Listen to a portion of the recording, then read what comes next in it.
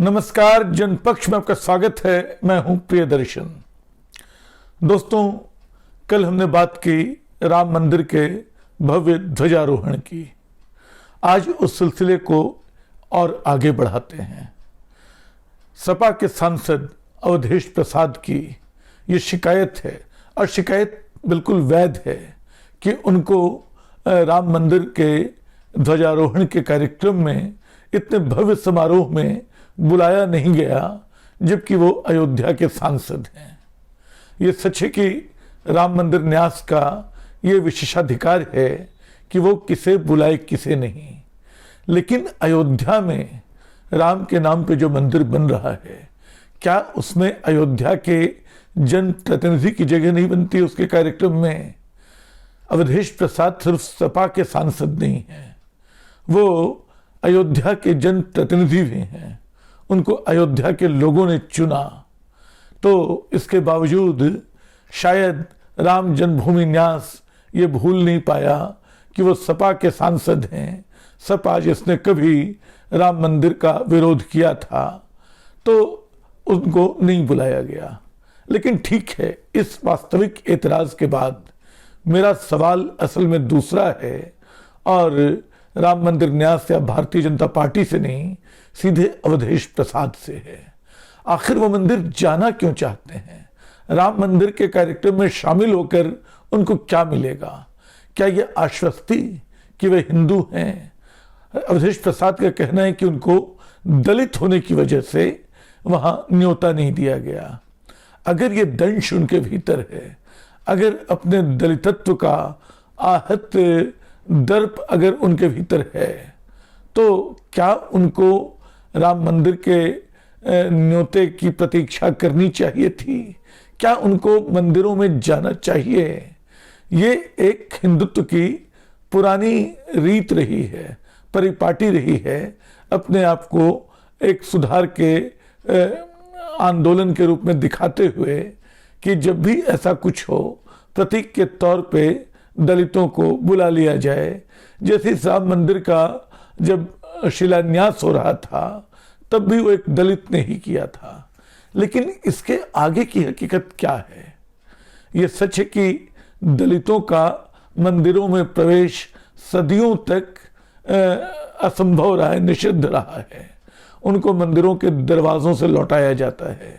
जो ताकतवर दलित हुए, जो राजनीति में ऊंचे ओहदे पे पहुंच गए, जो सत्ता के गलियारों में पहुंच गए, उनके मंदिर में आ जाने के बाद मंदिरों को धोया गया है, उनका पवित्र उनको किया जाता रहा है। ये पवित्रता कैसे आती है मैं नहीं जानता हूँ। इस बात की कोई गारंटी नहीं कि अवधेश प्रसाद अगर बुला लिए जाते और किसी को उनका दलितत्व याद रहा होता, तो हो सकता है कि राम मंदिर के भी शुद्धिकरण का काम शायद ये लोग कर डालते। तो दोस्तों, मेरा सवाल तो अवधेश प्रसाद से है कि मंदिर दलितों को देते क्यों हैं? मंदिर देवताओं ने उनको, ईश्वरों ने दिया क्या है अन्याय और अस्पृश्यता के सिवा? अगर उन्होंने कोई बराबरी हासिल की है, तो इसलिए नहीं कि धर्म ने उनको दी है, इसलिए नहीं कि ईश्वर ने उनको दी है, इसलिए कि उन्होंने अपने लोकतांत्रिक अधिकार से, अपनी लोकतांत्रिक ताकत से उसको अर्जित किया है। और जब जब इन दिनों ये चलन खूब चला है कि पौरोहित्य का काम भी दलितों को दे दो, उनका एक तरह से समायोजन कर लो। वो समायोजन अगर बराबरी के स्तर पे होता, अगर सामाजिक ढंग से होता। लोहिया जो कहते थे कि अगर भारत में जाति तोड़नी है तो रोटी और बेटी का नाता जोड़ना होगा। अगर ये रोटी और बेटी का नाता जुड़ा होता, तब शायद अवधेश प्रसाद का दलितत्व कुछ कम होता। उनको ये कहने की नौबत नहीं आती कि उनको अयोध्या के मंदिर में बुलाया क्यों नहीं गया। लेकिन फिर मैं दोहरा रहा हूं, वो जाकर करते क्या वहां? कायदे से उनको इसका तो विरोध करना चाहिए कि दलित मंदिर में न जाएं, दलित ईश्वरों की पूजा करना बंद कर दें, दलित देवताओं से को दूर से नमस्कार करें। बात बस इतनी नहीं है, मेरे हिसाब से तो बात इससे भी आगे जाती है। क्योंकि जिस राम मंदिर का ये ध्वजारोहण हुआ, वह राम मंदिर कहने को तो प्रधानमंत्री ने अपने भाषण में एक नए भारत की बात की, भारत को महाशक्ति बनाने की बात की, लेकिन राम मंदिर के इस पूरे आयोजन में काश की धर्म की कोई नई व्याख्या होती, काश की कोई नई रीति बनी होती। सब कुछ पारंपरिक ढंग से किया गया, सब कुछ वैदिक अनुष्ठानों से किया गया, सब कुछ अभिजीत मुहूर्त में किया गया। ये अभिजीत मुहूर्त क्या होता है? बताया गया कि 11:30 बजे से लेकर दोपहर 12:29 तक का जो समय है वो अभिजीत मुहूर्त का समय है। और इस समय क्या हुआ था? त्रेता युग में इस समय राम और सीता का विवाह हुआ था। दिलचस्प ये है कि इतने शुभ मुहूर्त में हुआ विवाह कायदे से शायद सबसे विफल दाम्पत्य की, सबसे मुश्किल भरे दाम्पत्य की मिसाल बना रहा, क्योंकि राम सीता बहुत कम समय साथ रह पाए।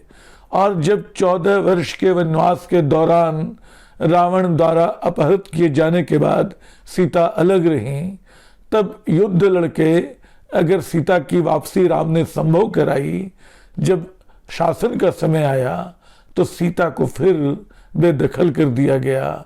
अंततः सीता धरती में समाने को मजबूर हुई।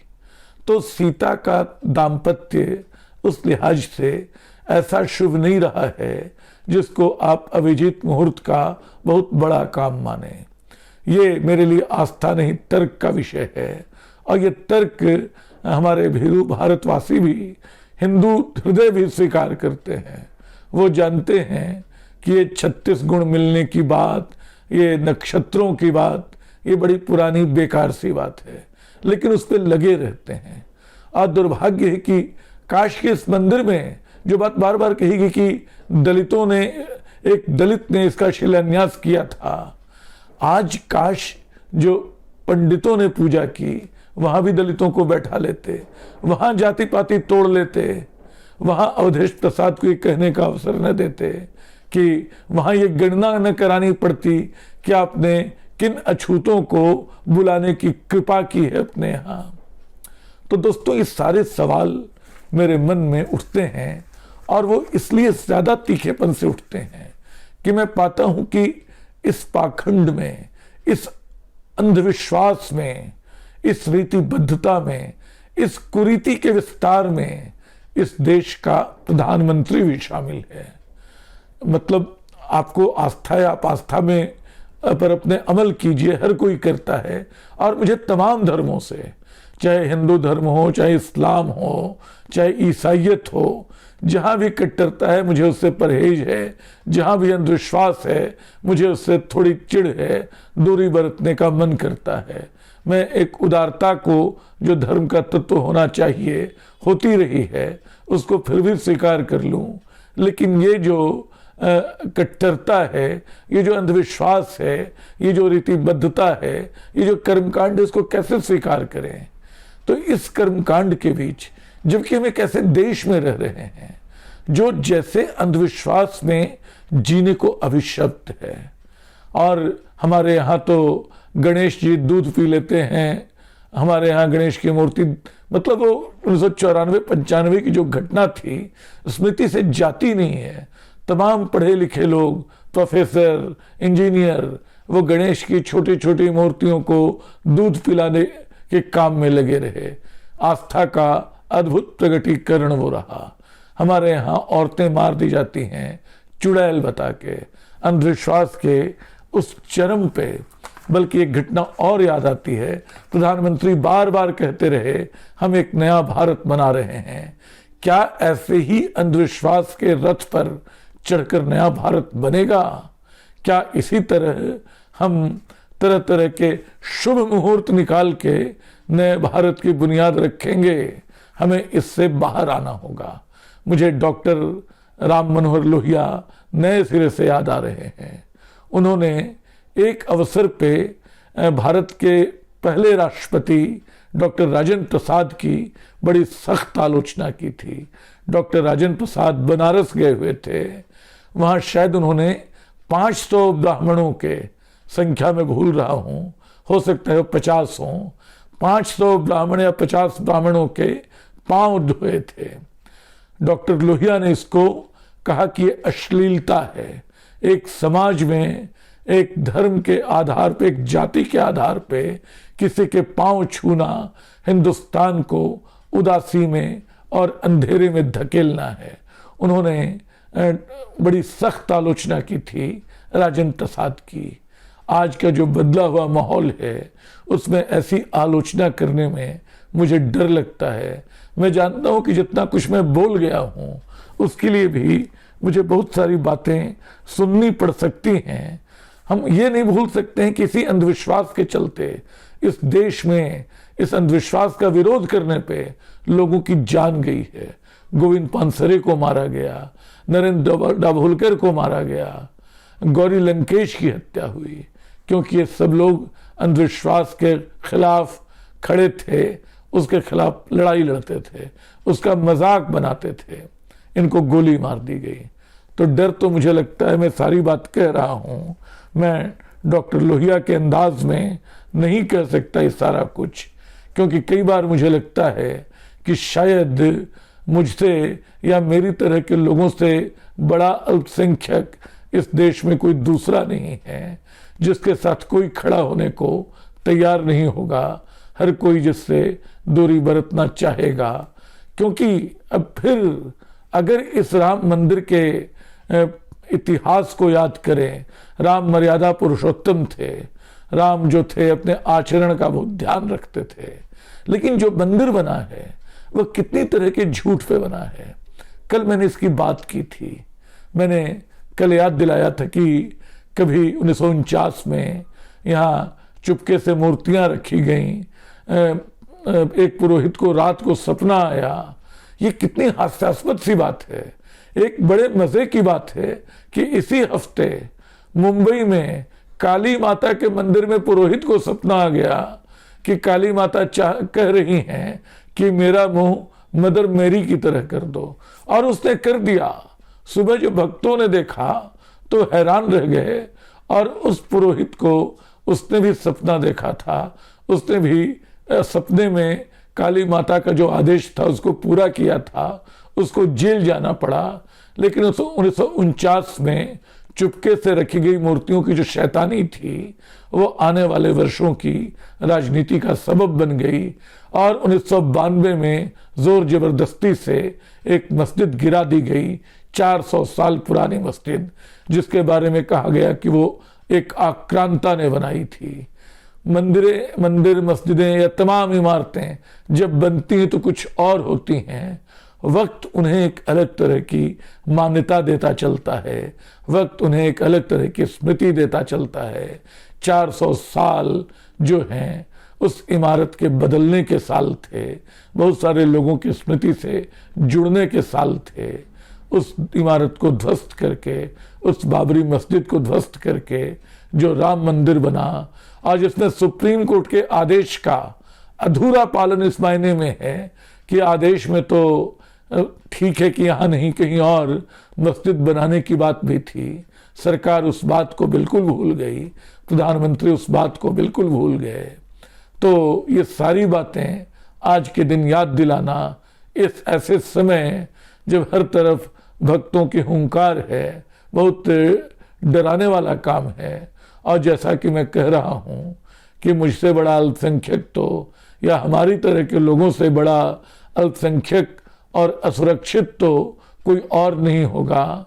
तुरंत ही मुझे संभव है नक्सली भी बता दिया जाए, माओवादी भी बता दिया जाए, चीन और पाकिस्तान का एजेंट भी बता दिया जाए, और मैकाले का शिष्य तो जरूर बता दिया जाएगा।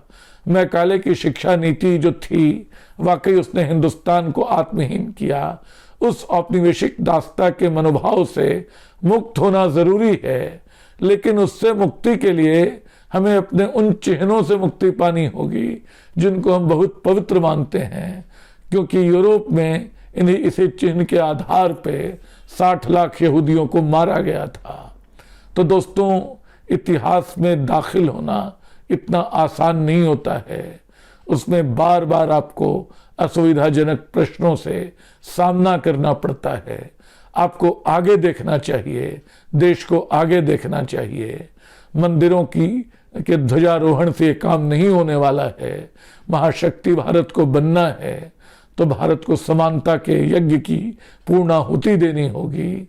समानता के यज्ञ में सबको जोड़ते हुए वाकई सबका दिल जीतना होगा। मैं नहीं जानता ये काम कैसे होगा।